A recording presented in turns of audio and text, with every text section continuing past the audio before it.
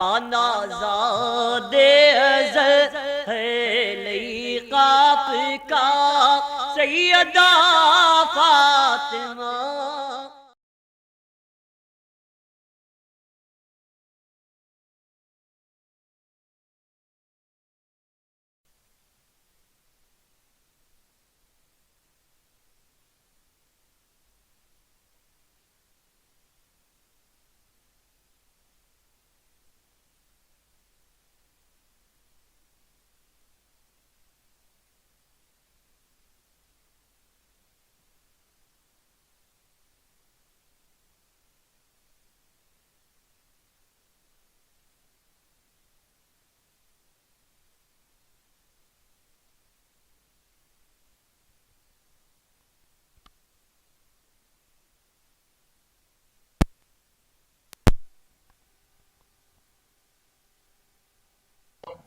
اللهم صل على سيدنا محمد وعلى آل سيدنا مولانا محمد وبارك وسلم.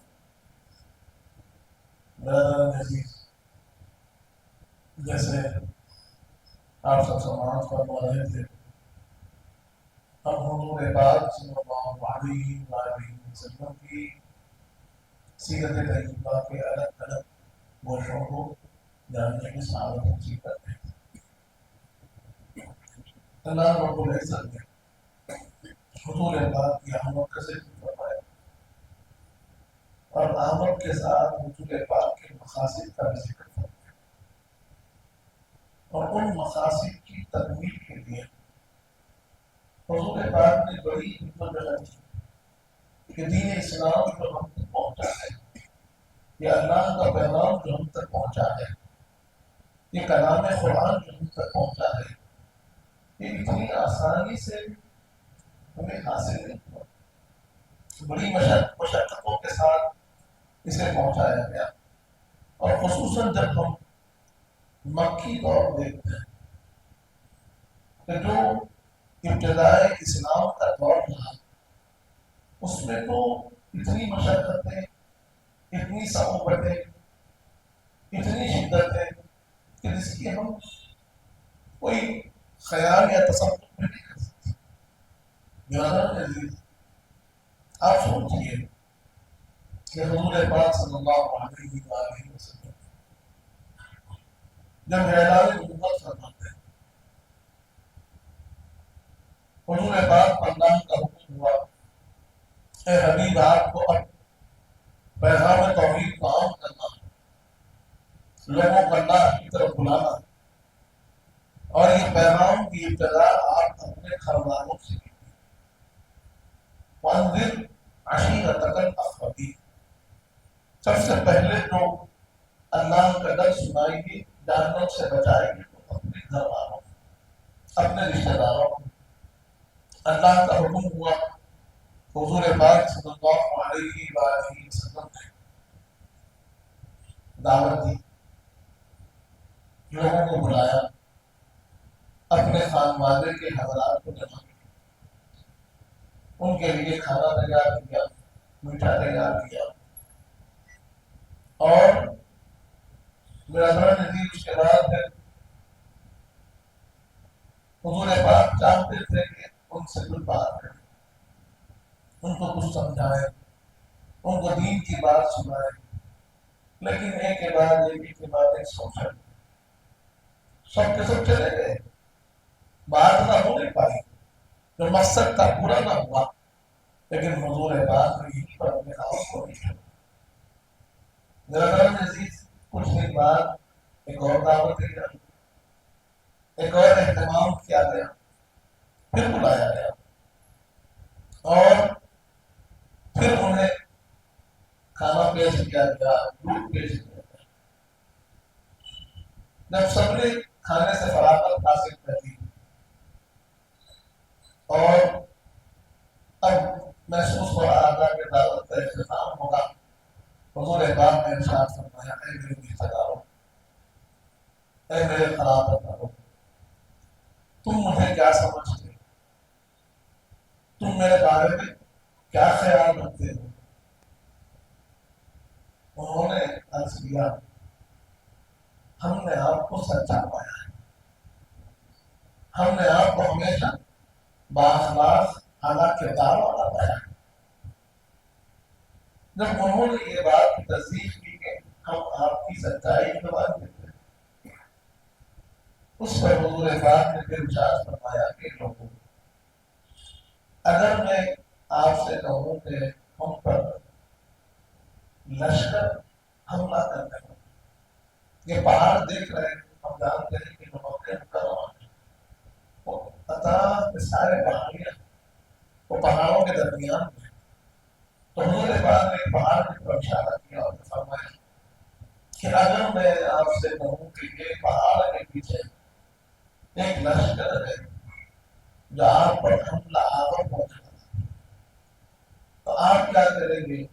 انہوں نے کہا کہ آپ سچے ہیں، آپ ہمیشہ سچ بولتے ہیں، اور اگر آپ فرما رہے ہیں تو پھر ہم تیاری میں لگ جائیں، ہم خطرے سے بچنے کی تیاری کرتے ہیں، ہم اپنے آپ کی حفاظت کی تیاری کرنے لگیں گے، ہم اس کے مقابلے کی تیاری کرنے لگیں گے۔ اس پر حضور پاک نے ارشاد فرمایا یہ خطرہ تو دنیا کا ہے، تو اس سے بڑے خطرے سے تم کو آتا ہے، وہ آخرت کا خطرہ ہے، وہ جہنم کے عذاب کا خطرہ ہے، اللہ کی ناراضگی کا خطرہ ہے۔ اگر تم اس سے بچانا چاہتے ہو تو اللہ وحدہ لا شریک کی طرف ہے، اور یہ بات کو جان لو کہ اللہ ایک ہے، اور اس طرف آ جاؤ تو تم اپنے آپ کو غلط راہ پر چلائے ہوئے ہو، اللہ کو چھوڑ کر دوسروں کی عبادت میں لگے ہوئے ہو، وہ عبادت کو چھوڑ دو، اللہ کی عبادت کرو، اللہ کی وحدانیت کی گواہی کو، اور اللہ کی طرف آ جاؤ۔ اور میں تمہیں یہ بھی پیغام دیتا ہوں کہ اللہ نے مجھے اپنا رسول بنا کر بھیجا ہے، میں تمہیں اللہ کی طرف سے پیغام دے رہا ہوں کہ تم اللہ کی طرف آ جاؤ۔ برادران عزیز، جب یہ بات حضور پاک نے سنائی تو انہوں نے انکار کیا،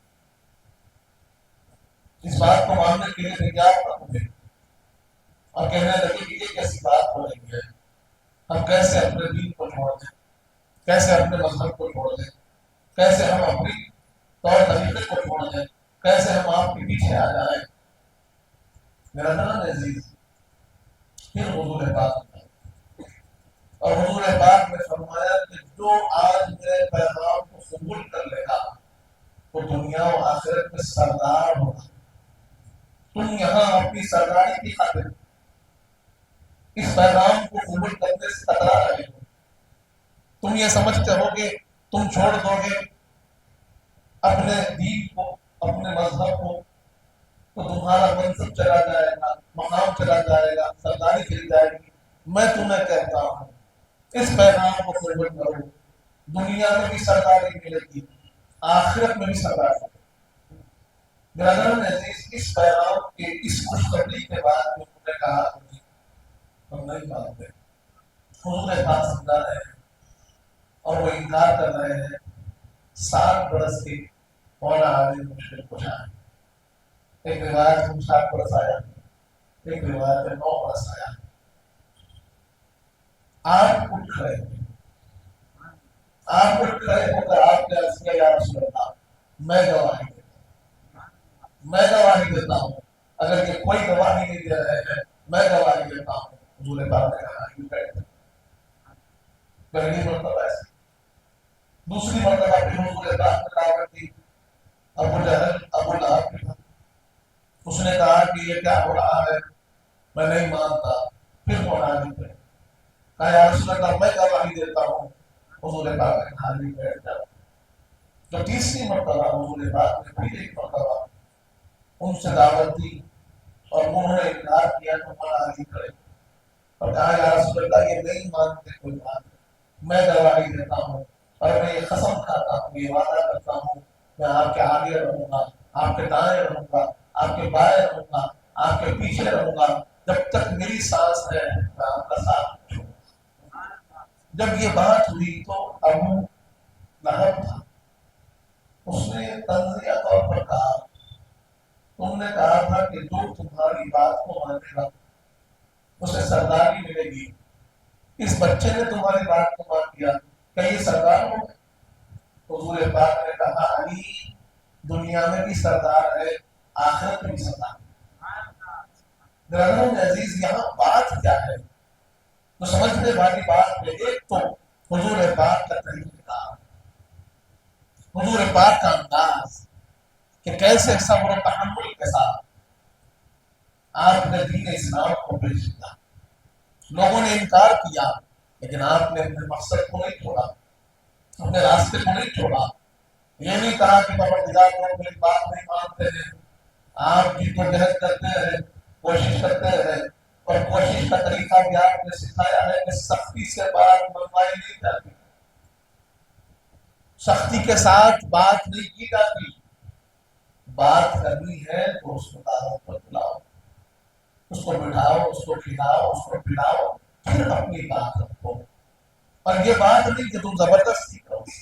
ایسا نہیں ہوا کہ اللہ کی طرف سے عذاب آ گیا، بلکہ حضور پاک کا معاملہ یہ رہا کہ میرے آقا کی تشریف آوری سے اللہ کے عذاب اٹھا لیے گئے، پھر کبھی عذاب نہیں آیا. ابرہا کا جو عذاب آیا وہ آخری عذاب تھا، حضور پاک کی غلبہ گری. اس کے بعد پھر اللہ کا عذاب اس دنیا سے توقف ہو گیا، کیونکہ اللہ نے فرما دیا کہ اے نبی جب تک آپ تشریف فرما ہے اللہ ان پر عذاب نازل نہیں کرتا. آج بھی ہم دیکھ رہے ہیں سابقہ امتیں جن گناہوں پر عذاب پائے، جن گناہوں پر ان پر سختیاں ہوئی، جن گناہوں پر ان پر پتھر برسائے گئے، جن گناہوں کی وجہ سے ان کے بستیوں کو الٹا دیا گیا، جن گناہوں کی وجہ سے قوموں کی قومیں ہلاک ہو گئی، وہ سارے گناہ اس امت میں پائے جا رہے ہیں، وہ ساری خرابیاں اس امت میں پائی جا رہی ہیں. لیکن اس کے بعد بھی ہم دیکھ رہے ہیں کہ ایک ایک گناہ پر جہاں بستیاں الٹا دی گئی، ایک ایک گناہ پر جہاں قومیں تباہ ہو گئی، ایک ایک نافرمانی پر جہاں اللہ کے عذاب کے اور مستحق ہوئے، اور سارے گناہ اس امت میں دکھ رہے ہیں، پھر بھی اللہ کا عذاب نہیں آ رہا ہے. کیا ہم سمجھتے ہیں کہ ہماری خوبی ہے؟ نہیں، خوبی تو مصطفیٰ کی خوبی ہے، رحمت للعالمین کی خوبی ہے کہ ان کی نسبت کی وجہ سے اللہ نے اپنا عذاب روک رکھا ہے. ورنہ ہم تو گناہوں میں مبتلا ہو کر اپنے آپ کو عذاب کو مستحق بنا چکے تھے. یہ تو نسبت مصطفیٰ ہے، رسول خدا ہے، ان کی محبت، ان کی رحمت ہے کہ ہمیں اللہ کے عذاب سے پناہ ملی. یہاں سب سے اہم بات اور یہ ہے کہ اللہ کے دین پر چلنے والے کے لیے حضور پاک نے فرمایا دنیا میں بھی سرداری ہے، آخرت میں بھی سرداری. دنیا میں بھی کامیابی ہے، آخرت میں بھی کامیابی ہے. لیکن افسوس اس بات کا ہے کہ ہمارے پاس یہ قیمتی دولت ہونے کے بعد بھی اس کی ہم قدر نہیں کرتے. اس کا جیسا اہتمام ہونا ہے ویسا اہتمام نہیں ہو رہا. اس پیغام کو جیسے پھیلانا ہے اس پیغام کو ہم پھیلا نہیں رہے ہیں. جیسے لوگوں تک بات پہنچانی ہے اور بات پہنچائی نہیں جا رہی ہے. دین اسلام پر جیسے کام کرنا ہے کام نہیں ہو رہا ہے. ہماری طرف سے ہم دیکھ رہے ہیں کہ آج تبلیغ کی طرف کوئی قدم نہیں اٹھتا، لوگوں کو سمجھانے کی طرف کوئی قدم نہیں اٹھتا. اور ایک بات یاد رکھیں کہ جب بات تبلیغ کی آتی ہے تو تبلیغ قرآن و حدیث سے بات نہیں ہوتی، پہلے تبلیغ کردار و اخلاق سے. آپ غور کر دیکھیں کہ جو غیر مسلم ہے کیا وہ قرآن پڑھ کر سمجھ سکتے ہیں؟ نہیں پڑھتے. ان کو قرآن کے بارے میں معلوم نہیں، ان کو حدیث کے بارے میں معلوم نہیں، ان کو سیرت کے بارے میں معلوم نہیں ہے. پھر وہ اسلام کو کیسے دیکھتے ہیں، اسلام کو کیسے جانتے ہیں؟ دین اسلام کی واقفیت انہیں کہاں سے حاصل ہوتی ہے؟ تو وہ اسلام کو جانتے ہیں مسلمانوں سے، اسلام کو جانتے ہیں دین پر چلنے والوں سے، اسلام پر جانتے ہیں کہ ان کے ساتھ اٹھ رہے ہیں، بیٹھ رہے ہیں، ان کے دوست مسلمان کنورٹر ہے، ان کو دیکھتے ہیں اور سیکھتے ہیں کہ اسلام کیا ہے، اسلام کیا سکھاتا ہے، اسلام کیا بتاتا ہے. وہ مسلمانوں سے سیکھتے ہیں کیونکہ ان کو نہ قرآن پڑھنا آتا ہے، نہ حدیث سمجھ میں آتی ہے، نہ سیرت سمجھ میں آتی ہے. وہ تو مسلمانوں کو دیکھتے ہیں، اپنے ساتھ رہنے والے دوستوں کو دیکھتے ہیں کہ مسلمان کیسا ہے، سچا ہے، ان کی نگاہ میں اسلام بھی سچا ہے۔ اگر مسلمان جھوٹا ہے تو وہ سمجھتے ہیں کہ نعوذ باللہ اسلام بھی جھوٹ کی تعلیم دیتا ہے۔ اگر مسلمان ظلم کر رہا ہے وہ سمجھتے ہیں کہ شاید ان کے دین میں ظلم سکھایا جا رہا ہے، وہ سمجھتے ہیں کہ گناہ کو خرابیاں ان کے ساتھ ہو رہی ہے، شاید ان کے دین میں سکھایا جا رہا ہے۔ تو ہماری ذمہ داری کیا ہے کہ جب ہم اپنے آپ کو پیش کریں تو اسلامی تصویر کے ساتھ پیش کریں، اسلامی کردار کے ساتھ پیش کریں، اسلامی اخلاق کے ساتھ پیش کریں، اور لوگ ہم کو دیکھ کر سیکھیں اسلامی انداز کیا ہوتا ہے، اسلامی کردار کیا ہوتا ہے، اسلامی تعلیم کیا ہوتی ہے، اسلامی حکم کیا ہے، اسلامی طریقہ کیا ہے۔ یہ کب معلوم ہوگا؟ ڈفرینشیشن کب ہوگا؟ یہ کہاں نظر آئے گا؟ یہ تو انفرادیت ہے، یہ خوبی ہے، تب نظر آئے گی جب آپ ان کے درمیان رہتے کی خرابوں سے بچ گئے۔ جہاں بے حیائی عام ہے، آفس ہو، کالج ہو، اسکول ہو، جہاں پر بے حیائی کے راستے کھلے ہوئے ہیں، گناہ کے راستے کھلے ہوئے ہیں، لیکن وہاں پر ایک بچہ ہے جو اس راستے پہ نہیں چلتا، ایک بچہ ہے جو کہتا ہے کہ نہیں میں خرابی کی طرف نہیں جاتا، یہ بے حیائی کی طرف نہیں جاتا، یہ گندگی کی طرف نہیں جاتا، شراب کی طرف نہیں جاتا، نشے کی طرف نہیں جاتا، تو پھر ان سے پوچھا جائے گا کہ نشے میں لذت ہے، شراب میں لذت ہے، بے حیائی میں لذت ہے، تم کیوں نہیں جاتے؟ بچہ کہے گا کہ میرا یہ دین اسلام کی تعلیم ہے کہ میں نہیں جاتا، مجھے کوئی روکنے والا نہیں، میرا پروردگار دیکھ رہا ہے، میرے خدا کو مجھے جواب دینا ہے، مجھے اس لیے جانے سے میں روک رہا ہوں، کوئی نہیں روک رہا ہوگا، کوئی نہیں دیکھ رہا ہوگا، کوئی میرا ہاتھ پکڑنے والا نہیں ہے، لیکن میرا خدا ہے جو مجھے دیکھ رہا ہے، میرا خیال اس کی طرف ہے، مجھے بندوں کی پرواہ نہیں، میرے پروردگار کی پرواہ۔ یہ اس کو نظر آئے گا انسان کے، یہ خوشبو نظر آئے گی، ارے واہ یہ خرابی سے بچتا رہتا ہے، جھوٹ بن کر کام نکل سکتا ہے لیکن سچ بولتا ہے، کبھی دھوکہ نہیں دیتا، کبھی ظلم نہیں کرتا۔ یہ جو خوبیاں ہیں یہ ہماری ہے، یہ تعلیم ہمارے سرکار کی تعلیم ہے، یہ اچھائیاں ہمارے سرکار نے ہم کو سکھائی ہے، لیکن آج وہ اچھائیاں ہم کے نظر نہیں آ رہی ہے، اس لیے لوگ دیکھ کے کہہ رہے ہیں ایسا ویسا نہیں۔ آپ کو اپنے آپ کو پیش کرنا پڑے گا، اور یہ بات جان لیں کہ ہر ایک ذمہ دار ہے، کسی ایک فرد کی ذمہ داری نہیں، کسی ایک طبقے کی ذمہ داری نہیں، کسی ایک گھرانے کی ذمہ داری نہیں ہے، ہر دین والا ذمہ دار ہے اپنے دین کا، اسے پیش کرنا ہے۔ ہر ایک کا اپنا ماحول ہوتا ہے، اپنے دوست ہوتے ہیں، اپنے احباب ہوتے ہیں، وہاں پر اس کو اسلامی تصویر کو پیش کرنا ہے، اسلامی تصور کو پیش کرنا ہے، اسلامی اخلاق کو پیش کرنا ہے۔ اذان کا وقت ہوا، آپ اٹھ کے چلے گئے، کہاں جا رہے ہیں؟ اسے یہ احساس ہوتا ہے کہ ہاں بھائی 5 وقت کچھ بھی ہو جائے سب چھوڑ کر یہ اللہ کی بات کو چلا جاتا ہے، تو اس سے اہمیت دیتا ہے تو اللہ کی عبادت کو دیتا ہے، ان کے دل کو محسوس ہوتا ہے کہ بھائی کچھ خاص ہے، وہ پوچھے گا جب آپ عبادت کو جائیں گے، نماز کو جائیں گے، پوچھے گا نماز میں ملتا کیا ہے؟ آپ بتائیں گے نماز میں مجھے سکون ملتا ہے، رب کے ذکر میں مجھے اطمینان ملتا ہے، جب میں بہت پریشر میں ہوتا ہوں، بہت ٹینشن میں ہوتا ہوں، اللہ کے ذکر میں بیٹھ جاتا ہوں، اس کے سامنے سر جھکاتا ہوں تو میری ہر پریشانی دور ہو جاتی ہے، ہر دقت دور ہو جاتی ہے۔ جب اس در پہ جھکتا ہوں پھر کہیں اور جھکنے کی مجھے ضرورت نہیں ہوتی۔ تو بولے گا واہ ایسی نماز، اتنا اچھا فائدہ، دیکھے گا زکات ہے، پیسے نکال رہا ہے، دے رہا ہے، صدقہ تو خیرات کر رہا ہے، یہ کیوں؟ ارے بھائی پیسہ کمایا اپنے لیے، اپنے پہ خرچ کر۔ بندہ کہے گا نہیں، دینے سے رب خوش ہوتا ہے، جب میں غریب کی خیال کرتا ہوں میرا اللہ مجھے دیتا ہے، میرا اللہ نے مجھے وعدہ کیا ہے کہ جب تم بندے کی خدمت میں رہو گے تب تک اللہ تم کو دیتا رہے گا، تو میں اپنی خوشی اپنے اوپر خرچ کرنے سے زیادہ میں پسند کرتا ہوں کہ اپنے غریب بھائی کو، اسے یہ بات فرق محسوس ہوتا ہے کہ آج ہر شخص اپنے پہ خرچ کرنا چاہا، جب وہ دیکھے گا کوئی خرچ کر رہا ہے اسے معلوم ہوگا کہ بھائی یہ دین غریبوں کی حمایت کا دین، غریبوں کی خیالداری کا دین۔ برادران حدیث تو یہ تصویر ہم کو پیش کرنی ہے، اسلامی کردار ہم کو پیش کرنا ہے، حضور پاک کی تعلیمات ہم کو پیش کرنے ہیں۔ حضور پاک نے کیا پوچھا؟ تبلیغ کی ابتدا میں حضور پاک نے کیا پوچھا؟ تم مجھے کیا سمجھتے ہو؟ تم مجھے کیا جانتے ہو؟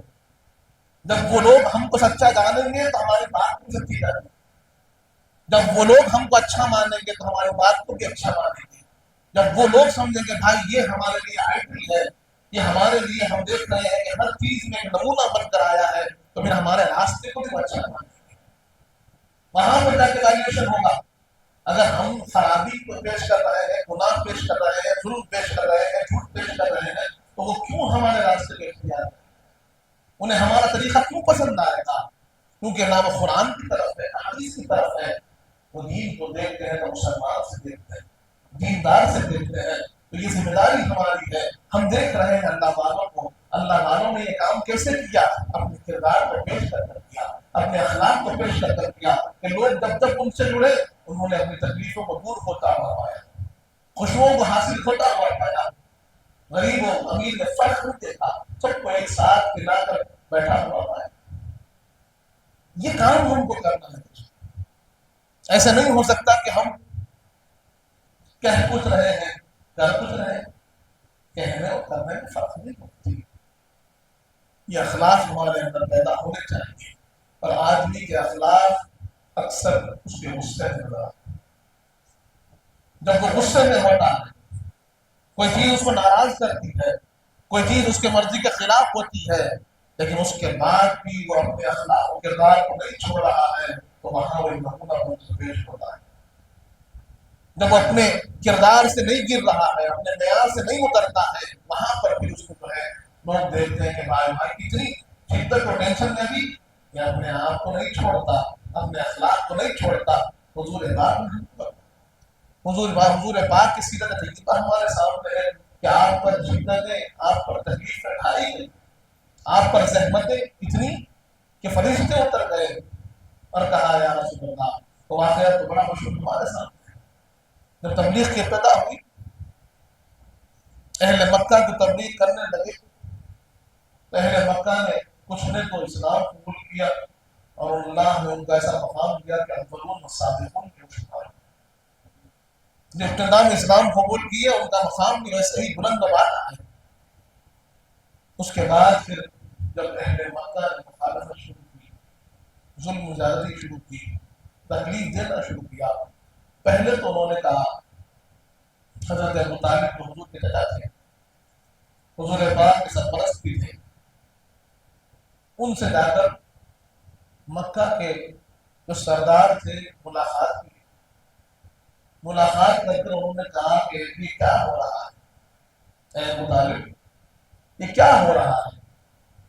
آپ کے بھتیجے آ کر ایک نئے دین کی دعوت دے رہے ہیں، ایک اللہ کی طرف بلا رہے ہیں، یہ کیسی بات ہے؟ آپ ذرا سمجھائیے ان کو، روکیے ان کو، ورنہ پھر ہم کو کوئی ایکشن لینا ہے۔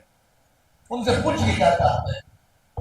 مال چاہتے ہیں تو مال دیں گے، دولت چاہتے ہیں دولت دیں گے، مقام چاہتے ہیں مقام دیں گے، عورت چاہتے ہیں عورت دیں گے، آپ جو بولے دینے تیار ہیں، بس ان کو ایک بات کہہ دیجیے کہ وہ اس کام سے رک جائے، دین کی تبلیغ سے رک جائے۔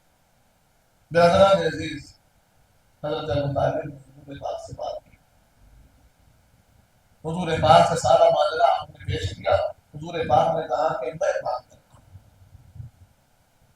اب سرداران قریش حضور پاک سے بات کر کر عرض کرتے ہیں کہ اگر آپ کو دولت چاہیے تو ہم اتنی دولت دیں گے کہ آپ کو کوئی اور کام کرنے کی ضرورت نہیں ہے، اتنی دولت ہم آپ کے پاس لا کر دیں گے، سارے قبیلے مل کر لا کے آپ کو دولت نہیں۔ آپ چاہتے ہیں کہ عرب کی حسین ترین خوبصورت عورت سے آپ کی شادی کرائے، تو جو سب سے حسین ترین خوبصورت عورت ہے ہم لا کے اس سے آپ کا نکاح کرائیں، یا پھر آپ چاہتے ہیں کہ ہمارے سردار بنے، سرداری آپ کو ملے، تو ہم آپ کے بلند مقام دیں گے، بڑی سرداری دیں گے، اونچا پوسٹ دیں گے، بڑی ذمہ داری دیں گے۔ آپ چاہ بولیے کیا چاہتے ہیں؟ بس ہمارا مطالبہ یہ ہے کہ آپ اس دین کی تبلیغ کو چھوڑیں۔ جب یہ بات ہوئی، حضور پاک نے فرمایا کہ یہ جو تبلیغ میں کر رہا ہوں یہ دین جو میں پھیلا رہا ہوں، ان لوگوں کو اللہ کی طرف بلا رہا ہوں، یہ اللہ کا پیغام ہے، یہ میرا پیغام نہیں، یہ میری مرضی نہیں، یہ خدا کی مرضی ہے، اور میں اس کا رسول بنا کر بھیجا گیا ہوں، اس میں میرا کوئی اختیار نہیں ہے۔ اور سن لو، اگر تم ایک ہاتھ میں میرے چاند لا کر دے دو، ایک ہاتھ میں میرے سورج لا کر دے دو، اور اس کے بعد بھی کہو کہ یہ راستے کو چھوڑ دو، تب بھی میں اس راستے کو چھوڑنے والا نہیں ہوں۔ برادران عزیز، حضور پاک نے واضح طور پر فرما دیا، کسی حال میں یہ راستہ چھوڑنے کا نہیں ہے، یہ طریقہ چھوڑنے کا نہیں ہے۔ کچھ ہو جائے، دنیا چھوٹتی ہے، چھوٹ جائے، لیکن ہاتھ سے دامن مصطفیٰ نہ چھوٹے، دین کا راستہ نہ چھوٹے، یہ چیز ہونی چاہیے۔ اور آج ہم کیا کر رہے ہیں؟ سبق ہم کو ہر واقعے سے اپنے اوپر لینا ہے، اپنے آپ کو اس واقعے سے جوڑ کر دیکھنا ہے، اور یہ سیکھنا ہے کہ حضور پاک نے تعلیم کیا دی، اور آج ہم اس سے کیا سبق لے رہے ہیں۔ آج ہمارے ہاتھ سے دین چھوٹ رہا ہے، دنیا چھوٹنے کو تیار نہیں ہے، ہم دنیا چھوڑنے کو تیار نہیں ہے۔ کئی مرتبہ دین چھوٹ جاتا ہے، کئی مرتبہ عبادت چھوٹ جاتی ہے، کئی مرتبہ سچائی چھوٹ جاتی ہے، کئی مرتبہ اخلاق چھوٹ جاتے ہیں، کئی مرتبہ رشتے ہمارے ٹوٹ رہے ہیں۔ کس کے لیے؟ دنیا کے لیے، دولت کے لیے، مقام کے لیے، مرتبے کے لیے۔ اب چھوٹ نہیں رہا ہے تو یہ دنیا طلب ہی نہیں چھوٹ رہی ہے، سب کچھ چھوٹ رہا ہے۔ جبکہ حضور پاک نے سمجھایا سب چھوٹتا ہے، چھوٹ جانے دو، رشتے چھوٹتے ہیں، چھوٹ جانے دو، مال چھوٹتا ہے، چھوٹ جانے دو، مقام چھوٹتا ہے، چھوٹ جانے دو، لیکن نہ چھوٹے تو اللہ کا کلمہ نہ چھوٹے، نہ چھوٹے اللہ کا راستہ نہ چھوٹے، نہ چھوٹے تو حضور پاک کا دیا ہوا پیغام نہ چھوٹے۔ آج سب چھوٹ رہا ہے، پیغام چھوٹ رہا ہے، اور ہم جو ہے بس دنیا کو پکڑے ہوئے ہیں۔ برادران عزیز، یہیں پر ہماری کمزوری ہے، ہم اپنی کامیابی دنیا میں سمجھ رہے ہیں، دنیا داروں میں سمجھ رہے ہیں، ہماری کامیابی دین میں ہے، حضور پاک کے راستے میں ہے، حضور پاک کے طریقے میں۔ ایک مرتبہ اگر اس کو ہم سمجھ لیں تو انشاءاللہ پھر اس راستے کو اسی مضبوطی کے ساتھ چلنے والے بھی بن جائیں۔ اس کے بعد ہم نے دیکھا جب حضور پاک نے ان کی کہے ہوئے آفر کو ٹھکرا دیا، جو پیشکش تھی حضور پاک نے اس کو قبول نہ کیا، تو پھر انہوں نے سختیاں شروع کر۔ پہلے سختیاں شروع ہوئی جو غلام تھے، جنہوں نے اسلام قبول کر لیا تھا اور وہ غلام تھے کسی نہ کسی کے، تو ان غلاموں پر تکلیف شروع ہوئی، ظلم شروع ہوا۔ ان کی مثال ہمارے سامنے حضرت عمار بن یاسر رضی اللہ عنہ۔ آپ جو ہے غلام تھے، آپ نے اسلام قبول کر لیا۔ اسلام قبول کرنے والوں میں سب سے شروعاتی صحابہ میں آپ، جیسے ہی آپ نے اسلام قبول کیا تو آپ پر ظلم و ستم کا پہاڑ توڑ دیا، اتنا مارتے، اتنا تکلیف دیتے کہ آپ بے ہوش ہو جاتے۔ آپ کی والد گرامی حضرت یاسر، ان پر بھی ظلم، آپ کی والدہ ماجدہ بی بی سمیہ، ان پر بھی ظلم، اتنی تکلیفیں دی، اتنی تکلیفیں دی کہ ہم اس کی تصور تک نہیں کر سکتے۔ برادران عزیز، حدیث پاک میں آتا ہے، روایات موجود ہے کہ حضور پاک صلی اللہ علیہ وآلہ وسلم ان کی تکلیف کو دیکھے ایک مرتبہ حضرت عمار بن یاسر کو تپتی ریت پر لٹایا، پیٹ پر چل کر نشانے ابھر گئے، لیکن ظلم ختم نہیں ہو رہا ہے، تکلیف ختم نہیں ہو رہی ہے، بار بار جلایا جا رہا ہے، تکلیف دی جا رہی ہے، اور کہا جا رہا ہے کہ اللہ کو چھوڑ دو، اللہ کو چھوڑ دو، رسول پاک کو چھوڑ دو۔ اور آپ کہتے ہیں کہ جان جاتی ہے چلی جائے، لیکن میں اللہ کو نہ چھوڑوں، میرے آقا کو نہ چھوڑوں گا، جو ہوتا ہے ہونے دو۔ حضور پاک کے آنکھوں سے آنسو آتے ہیں۔ اس ظلم کو دیکھا، اللہ کی بارگاہ میں دعا کی، پروردگار جیسے آپ نے حضرت ابراہیم پر آگ کو ٹھنڈا کر دیا تھا، ویسے ہی میرے عمار پر بھی آگ کو ٹھنڈا کر دیا۔ یہ شدتیں مجھ سے دیکھی نہیں جا رہی ہے، ان کو راحت دیجیے، اس تکلیفوں سے ان کو راحت دیجیے۔ حضرت عمار بن یاسر فرماتے ہیں خدا کی قسم، اس کے بعد انہوں نے لاکھ جلایا مجھے، لیکن کبھی مجھے تکلیف نہیں ہوتی۔ حضور پاک کی دعا کا یہ اثر تھا کہ پھر کبھی ان کو جلانے کی تکلیف نہ ہوئی، ظلم ہوتا رہا، اللہ ان کی تکلیف دور کرتا رہا۔ برادران عزیز، حضرت بلال کا واقعہ ہوا، حضرت بلال کے گلے میں رسی ڈال کر بچوں کے ہاتھ میں لے لیا جاتا، پتھر برسائے جاتے راستے پہ اور آپ کو گھسیٹا جاتا، کھینچا جاتا، بچے کھینچ کر لے جا رہے ہیں اور کہا جا رہا ہے کہ تم اللہ کو چھوڑ دو، رسول پاک کو چھوڑ دو۔ اور حضرت بلال ہے کہ آپ کا ایک ہی نعرہ ہوتا، احد احد، اللہ ایک ہے، اللہ ایک ہے، تو اللہ کو نہیں چھوڑ سکتا، سب چھوٹتا ہے چھوٹ جائے، اللہ نہیں چھوڑ سکتا۔ برادران عزیز، آج ہم راحت میں ہیں، سکون میں ہیں، اطمینان میں ہیں، نعمتوں میں ہیں، رحمتوں میں ہیں، سر پر چھت ہے، کھانا ہے، بڑے ہیں چھوٹے ہیں رشتے دار ہیں، ہر ایک سکون اللہ نے ہم کو دیا، ہر پریشانی کو اللہ نے ہم سے دور کیا، ہر ایک راحت اللہ نے ہم کو عطا فرمائی، اس کے بعد بھی ہمارے پاس اس دین کی قدر نہیں ہے، قیمت نہیں ہے، اس دین پر چلنے کی ہمارے پاس خواہش نہیں ہے، اس کا اہتمام، اس کی اہمیت ہمارے سامنے نہیں ہے، تو پھر کیا افسوس کی بات ہے کہ وہ قربانیوں کا کیا صلہ ہم دے رہے ہیں، ان قربانیوں کے ساتھ انہوں نے دین پہنچایا، سرور کائنات کے جس میں اتھر پر پتھر برسائے جا رہے ہیں، اور حضور پاک ہمارے لیے دعائیں فرما رہے ہیں، اور ہم تک دین پہنچ رہا ہے، اور ہم ہیں کہ اس دین کی قدر نہیں کرتے، اس راستے کی قدر نہیں کرتے، اس پر چلنے کی کوشش نہیں کرتے، اور ہمیں وہی گمراہی چاہیے جہاں سے حضور پاک ہم کو نکالا۔ برادران عزیز، یہ ہمیں اپنے آپ سے سوال کرنا ہوگا، پوچھنا ہوگا کہ ہم کہاں جا رہے ہیں، کیوں ایسا ہو رہا ہے کہ ہمارے ہاتھ سے دین اسلام چھوٹ رہا ہے، حضور پاک کا طریقہ چھوٹ رہا ہے؟ کیا قربانیاں ہم کو یاد نہیں، وہ مشقتیں ہم کو یاد نہیں، وہ محنتیں ہم کو یاد نہیں؟ برادران عزیز، جتنی قدر کرے کم ہے، جتنی قدر کرے کیونکہ حالات وقت ایسا آئے گا کہ پھر شاید آپ کرنا چاہیں گے کر نہیں پائیں گے۔ آج موقع ہے، جتنا ہو سکا رب کو منا لیجیے، جتنا ہو سکا منظم ہو کر اپنے آپ کو متحد ہو کر اس راستے پہ چلائیے، تو ہم کامیاب رہیں گے، محفوظ رہیں گے۔ اگر اس راستے کو چھوڑ دیں گے تو پھر کوئی فرصان حال نہیں ہے، اور ہم جان رہے ہیں، حضرت عمار بن یاسر کی بھی مثال ہمارے سامنے ہے کہ اگر تکلیف ہے، شدت ہے، اللہ کو نہ چھوڑو، اللہ تمہاری تکلیفوں کو دور کرے۔ اس کی آپ دنیا کی تکلیفوں کی وجہ سے اللہ کو نہیں چھوڑ سکتے، پکڑنا اور مضبوطی، ذکر کی اور کثرت ہو، اللہ کی اور عبادت ہو، اور اس بات پر یقین رکھیں کہ کامیاب کرنے والی ذات، آسان کرنے والی ذات، حاجتوں کو پورا کرنے والی ذات، اور ہماری زندگیوں میں جو برکتیں ہیں وہ برکتیں دینے والی ذات پروردگار ہے۔ جتنا اس کے سامنے گڑ گڑائیں گے اتنا ہم پتہ اس کے در سے دور نہیں ہو سکتے۔ برادران عزیز، ہم نے دیکھا ہے اللہ والوں کی زندگی، حضور پاک کی سیرت ہمارے سامنے ہے، اور اس پر عمل کر کر اللہ والوں نے ہمیں دکھایا ہے کہ انہوں نے ہمیشہ اللہ کے ذکر کو، اللہ کے راستے کو ترجیح دی، سب کو چھوڑا ہے، اللہ کے راستے کو چلا۔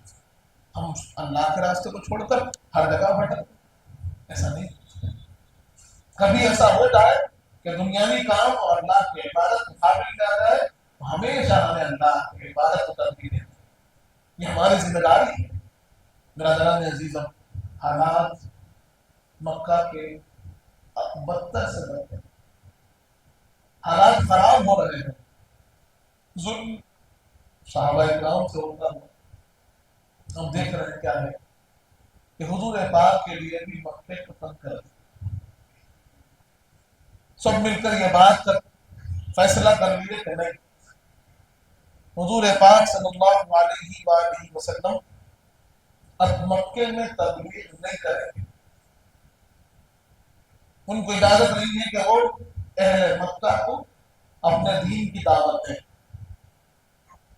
جب سختی سے روک دیا گیا تو حضور پاک اطراف مکہ جو مکہ مکرمہ تھا اس کے اطراف پہ بازار لگتے تھے، سوق کہتے ہیں، عربی میں بازار کو سوق کہتے ہیں، اسواق کہتے ہیں۔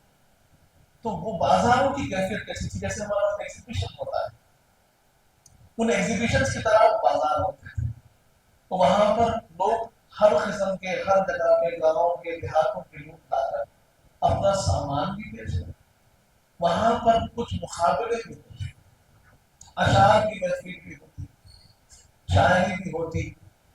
ایسا ایک ماحول بنتا تھا. تو 10 دن جیسے ہمارے پاس ایگزیبیشن ہوتی ہے ویسے وہاں پر بازار ہوتا تھا. وہ بازار مقرر تھے، میں اس مہینے میں یہاں بازار ہوگا، اس مہینے میں یہاں بازار ہوگا. ایسا اطراف، مکے کے اطراف میں بازار چلتے تھے. حضور پاک صلی اللہ علیہ وآلہ وسلم اپنے ساتھ اپنے اصحاب میں سے کسی کو لے جاتے اور ان بازاروں میں لوگوں سے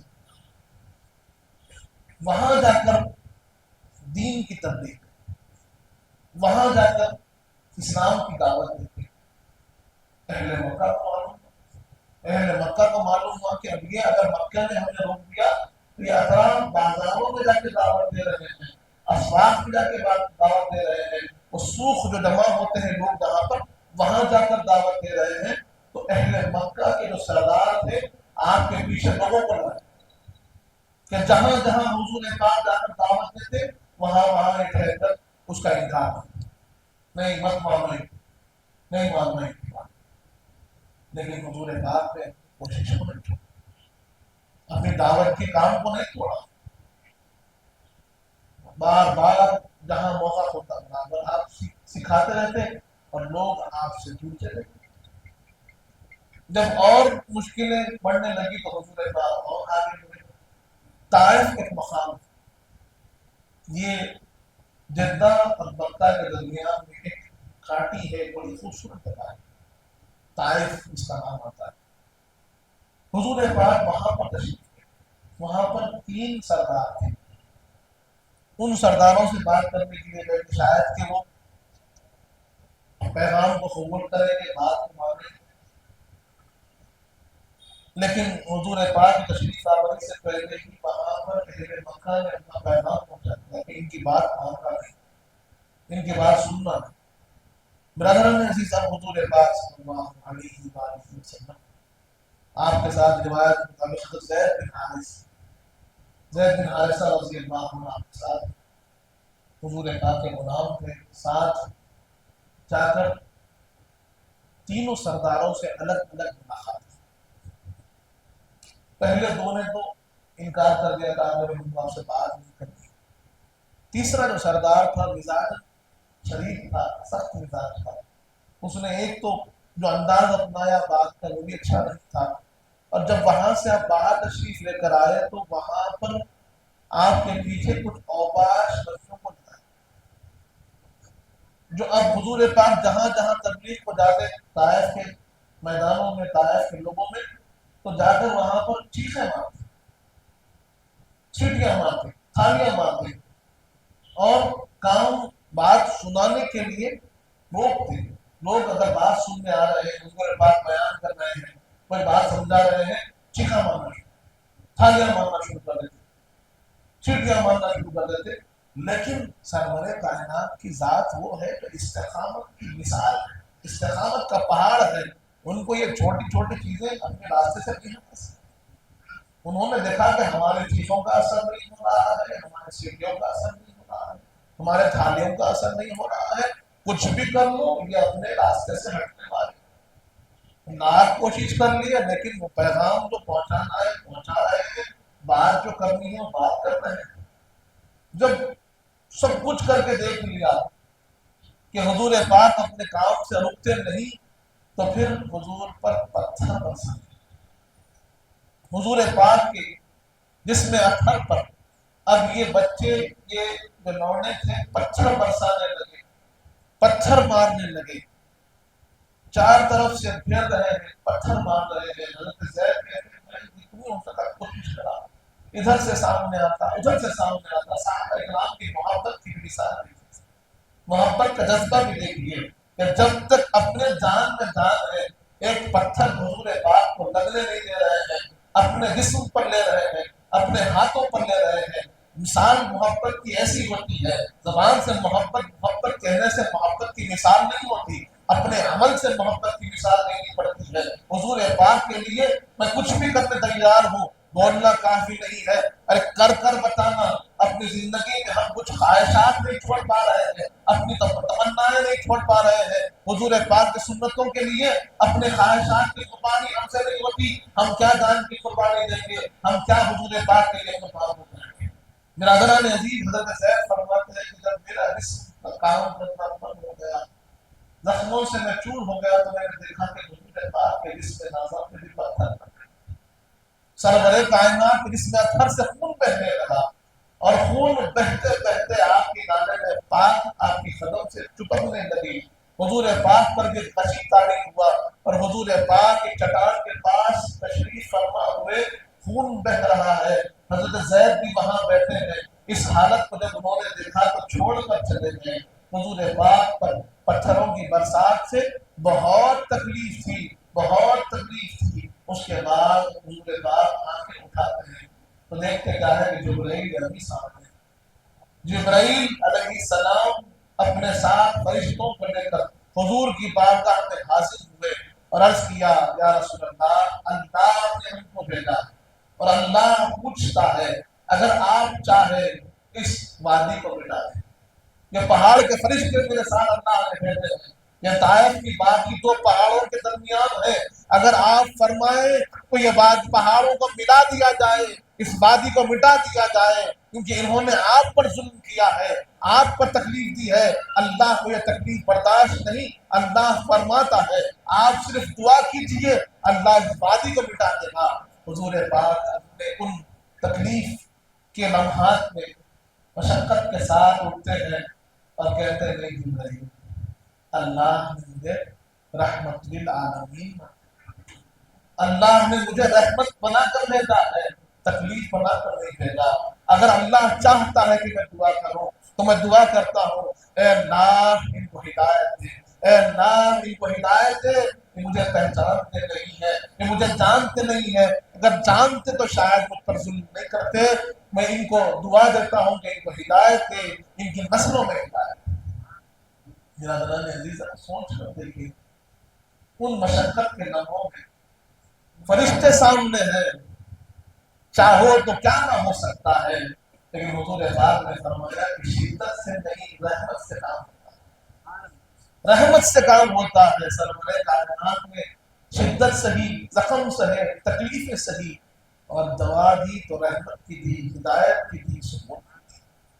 آج ہمارے پاس برداشت نہیں، ہم دین کے معاملے میں مشقت اٹھانے کو تیار نہیں ہیں، آج ہم دین کے راستے میں محنت کرنے کو تیار نہیں ہیں۔ کیسے پھر ہم اس راستے پہ چلیں گے؟ حضور پاک کی قربانیوں کا ہمیں کیا خیال نہیں ہے، کیا لحاظ نہیں ہے؟ ارے کچھ نہ کرو، آج وہ قربانیوں کی ضرورت نہیں ہے، آج وہ محنتوں کی، مشقتوں کی ضرورت نہیں ہے، صرف راستے پہ چلو، سنتوں پہ چلو، نمازوں پہ چلو، کردار و اخلاق کا اچھا کرو، ایک دوسرے کا خیال رکھو، ایک دوسرے سے دلوں کی جو نفرتیں ہیں مٹا دو، محبتوں سے رہو۔ میرے آقا یہی چاہتے ہیں، میرے آقا چاہتے ہیں کہ رحمت عام ہو، زحمتیں ختم ہو جائیں، متحد ہو کر ساتھ چلے۔ کہاں ہے محبتیں، کہاں ہے رحمتیں، کہاں ہے ایک دوسرے کا خیال، کہاں ہے وہ اخلاق و کردار، کہاں ہے حضور پاک کے تعلیمات، کہاں ہے حضور پاک کی سنتیں؟ یہ سوال ہم کو اپنے آپ سے کرنا ہے کہ ہم صبح شام میں کیسی زندگی گزار رہے ہیں، کس راستے پہ چل رہے ہیں، کس کو منا رہے ہیں، زندگی کا مقصد کیا ہے؟ برادران عزیز، یہ سوال ہمارا ہے، ہمارے اپنے آپ سے، ہمیں اپنے آپ کو سدھارنا ہے، ہمیں صحیح راہ پر لانا ہے۔ حضور پاک کی سیرت طیبہ ہمارے سامنے ہے، اہل بیت اطہار کا کردار عالی ہمارے سامنے ہے، صحابہ کرام کی محنتیں، مشقتیں ہمارے سامنے ہیں، اولیاء اللہ کے جو راستہ ہے وہ ہمارے سامنے ہے۔ اب ہمیں اس پہ چلنا ہے، زندگی کو اس راستے پہ ڈالنا ہے، اور جو ہم سے کوشش ہو سکتی ہے وہ کوشش ضرور بضرور کرنی ہے۔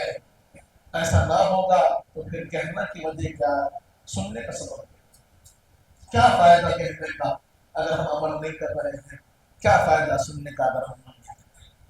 برادران عزیز، اسی لیے یہ جو ربیع الاول شریف ہے، یہاں ہم کو اپنے آپ سے وعدہ کرنا کہ میں اپنی زندگی میں تبدیلی لاؤں گا، سنتوں کو اپناؤں گا۔ ایک سنت ہر روز اپنائیں. چھوٹی سنت، پانی پینے کی سنت ہو، کھانا کھانے کی سنت ہو، ملاقات کی سنت ہو، جو بھی طریقہ حضور پاک کا ہے وہ ہم اپنائیں. جو کمی ہمارے اندر ہے، اگر ہم دیکھ رہے ہیں کہ 4 نمازیں ہو رہی ہیں، 5ویں نماز نہیں ہو رہی ہے، ہم کوشش کریں گے کہ اس نماز کی پابندی. اگر ہم نمازوں کے پابند ہیں لیکن بندوں کے حقوق میں کہیں نہ کہیں ہم حقوق العباد میں کمزور ہے، اس کی کوشش کریں گے. اگر ہمارے مزاج میں سختی ہے، اس میں نرمی لانے کی کوشش کریں گے. اگر ہم دیکھ رہے ہیں کہ ہمیں لین دین کے اندر کہیں نہ کہیں سچ اور جھوٹ کا ہوتا ہے معاملہ، تو ہم سچائی کا اس کے اندر ساتھ دینے کی کوشش کریں گے. آہستہ آہستہ ہی کام ہوگا. اگر بگاڑ پیدا ہوا ہے، سدھار بھی ہو سکتا ہے، کوشش کی ضرورت ہے. برادران عزیز، تو یہ سیرت پاک سننے کا مقصد یہی ہے. ایک تو واقفیت ہو، ایک تعلق اور محبت جو حضور پاک سے ہونی چاہیے، اس کو مضبوط سے مضبوط کریں اور حضور پاک کے طریقے کو اپنائیں، حضور پاک کے انداز زندگی کو اپنائیں، حضور پاک کی سنت کو اپنائیں. برادران عزیز، تو یہ چند باتیں ہیں. انشاءاللہ کل اس کو ہم جاری رکھیں گے اور انشاءاللہ جو سالانہ محفل ہوگی بابی شریف کی، وہ اثر سے ہوگی. اثر سے مغرب بعد ہوگا، مغرب سے عشاء محفل سما ہوگا، پھر تمام میں تبرک کا اہتمام ہوگا. تو انشاءاللہ کل مغرب کے بعد ہوگی، لیکن جو بابی شریف کی محفل ہے تو انشاءاللہ اثر سے ہوگی، اثر سے مغرب، پھر مغرب سے عشاء ایسی محفل ہوگی.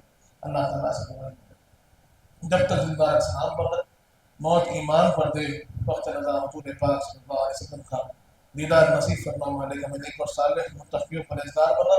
ہمارے گناہوں کو معاف فرما، ہمارے گناہوں کو نیکیوں سے تبدیل کر دے. مالک ہم میں جو پریشان ہیں ان پریشان فرما، ہم میں جو بیمار ہیں انہیں شفا کامل عطا فرما، ہم میں جو مفروض ہے ان کے قرضوں کو عطا فرما. جو کچھ کہے ہیں، جو کچھ سنے ہیں، اس پر عمل کرنے کی توفیق عطا فرما. حضور پاک صلی اللہ علیہ وآلہ وسلم کا سچا غلام و امتی بنا. اہل بیت اطہار سچا غلام بنا، صحابہ کرام کا چاہنے والا بنا، اولیاء اللہ کا چاہنے والا بنا. ان کے بتائے راستے پر چلنے کی توفیق عطا فرما. صلی اللہ تعالی علی خیر خلقہ سیدنا محمد وعلی آلہ وصحبہ وسلم، والحمد للہ رب العالمین. آپ کا محتاج کرم ہے، نسبت کی قسم ہے، نسبت کی قسم ہے.